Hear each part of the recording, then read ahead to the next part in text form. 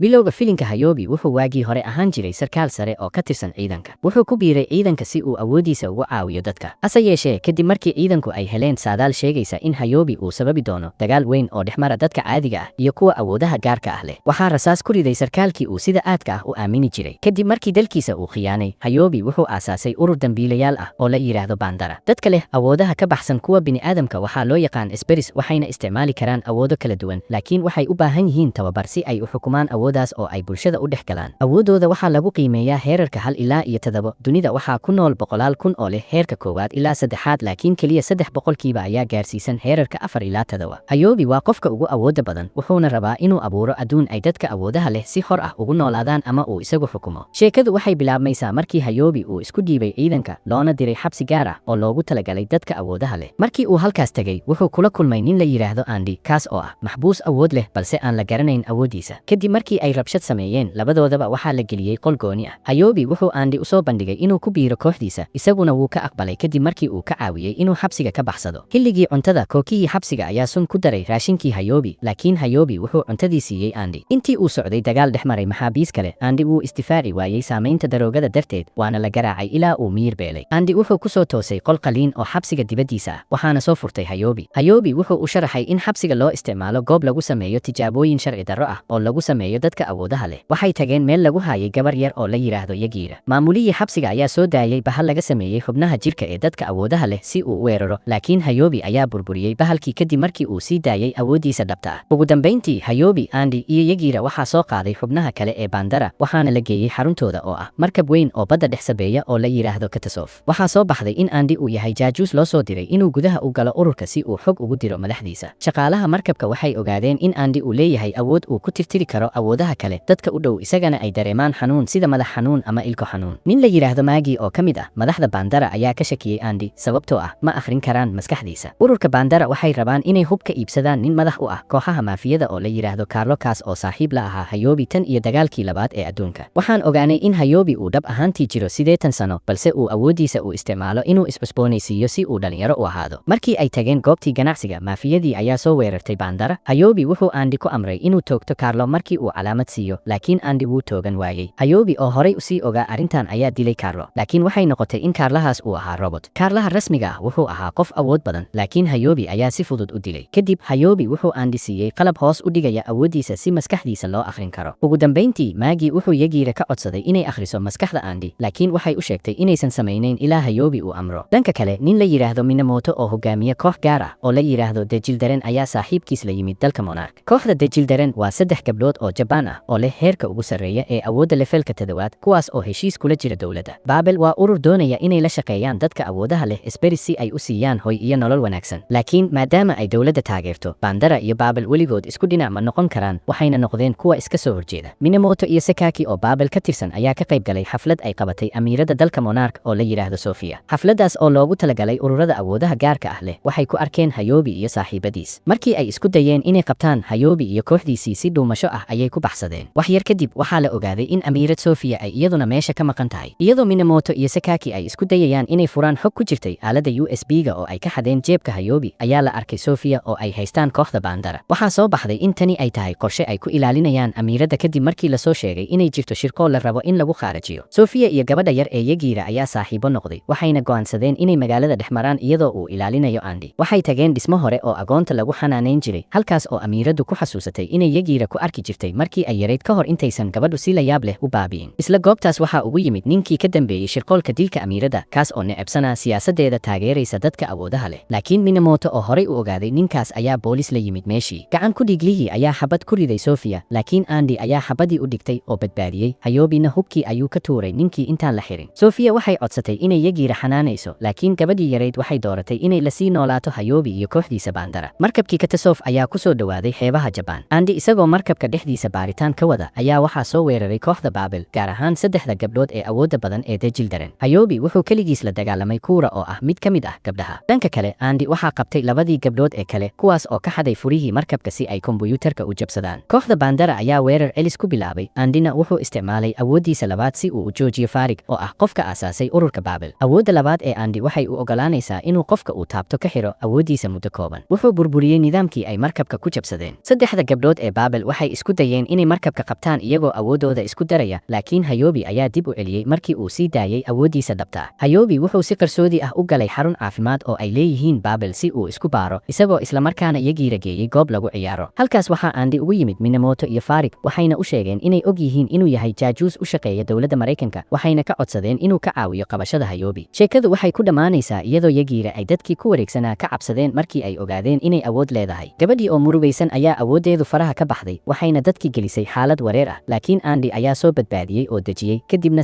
saaxiibadoodii Bandara ayaa goobtii ka kaxeeyey. Markabka Katasof dhexdiisa waxaa loogu dabaaldegay dhalashada Hayobi, laakiin Hayobi wuxuu dadka ka qariyey natiijadii baaritaanka caafimaad ee muujisay inuu geeri qarka u saaran yahay oo uusan waqti badan u harsanayn. Dhanka kale, Andy wuxuu dib u xasuustay markii dowladda Mareykanka ay u qoranaysay jaajuuska, isagoo amarna ka helay madaxdiisa inuu soo afjaro howlgalkiisa. Hayobi wuxuu kooxdiisa u sheegay inay xadi doonaan qalab cusub oo ciidan oo Mareykanku leeyahay. Andy ayaa warkii u gudbiyey kooxda Babel, kuwaas oo dabinka u dhigay Bandara. Intii uu dagaalku socday oo Hayobi iyo kooxdiisa ay ku jireen xaalad adag, Andy wuxuu ka faa'iidaystay fursadda, wuxuuna ku laabtay markabka Katasof si uu u xado nidaamka difaaca ee ugu muhiimsan markabka oo la yiraahdo Ishigo. Hayobi ayaa ka daba yimid Andy, wuxuu u sheegay inuu weligiisba ogaa inuu jaajuus yahay. Isagoo jirkiisu aad u daciifsan yahay, Hayobi wuxuu go'aansaday inuu dilo Andy maadaama uu khiyaanay. Waxaan dib u noqonaynaa 10 sano ka hor. Hayobi oo dhalinyaro ah oo aabihiis dhintay ayaa la noolaa Farik iyo aabaheed. Waxaa loo soo bandhigay inay ku biiraan cutub cusub oo ciidanka Jabaan ah oo loogu talagalay dadka awoodaha leh. Hayobi aabihiis wuxuu horay ugula dardaarmay inuusan awoodiisa isticmaalin si aan loogu adeegsan hub ahaan, laakiin aakhirkii isaga iyo Farik waxay ku biireen ciidanka. Muddo kadib waxaa dhacay tartan u dhexeeyay gruubka awoodaha leh iyo ciidanka badda ee Jabaan. Hayobi ayaa loo doortay inuu metelo kooxdiisa. Inkasta oo uu ka cabsanayay dardaarankii aabihiis, wuxuu aakhirkii ka adkaaday diyaarad dagaal oo casri ahayd. Wax yar kadib waxay badbaadiyeen kalluunka nooca loo yaqaan dolphin oo iyaguna awoodo leh, kuwaas oo Hayobi uga digay inuu mustaqbalka la kulmi doono masiibo iyo khiyaano weyn. Sannado kadib markii Jabaan lagu dhuftay bamkii atomikada ee Hiroshima, ninkii madaxda u ahaa ciidanka oo loo yaqaan Eiji ayaa helay saadaal sheegaysa in Hayobi uu mustaqbalka adduunka dumin doono. Si uu taas uga hortago, Eiji wuxuu go'aansaday inuu dilo Hayobi. Eiji ayaa rasaas ku riday Hayobi isagoo si xun u dhaawacay, laakiin Hayobi si mucjiso ah ayuu uga badbaaday, wuxuuna dib u dilay Eiji. Isla goobtaas ayuu ku dhaartay inuu ka aarsan doono dadka caadiga ah ee khiyaanay isaga iyo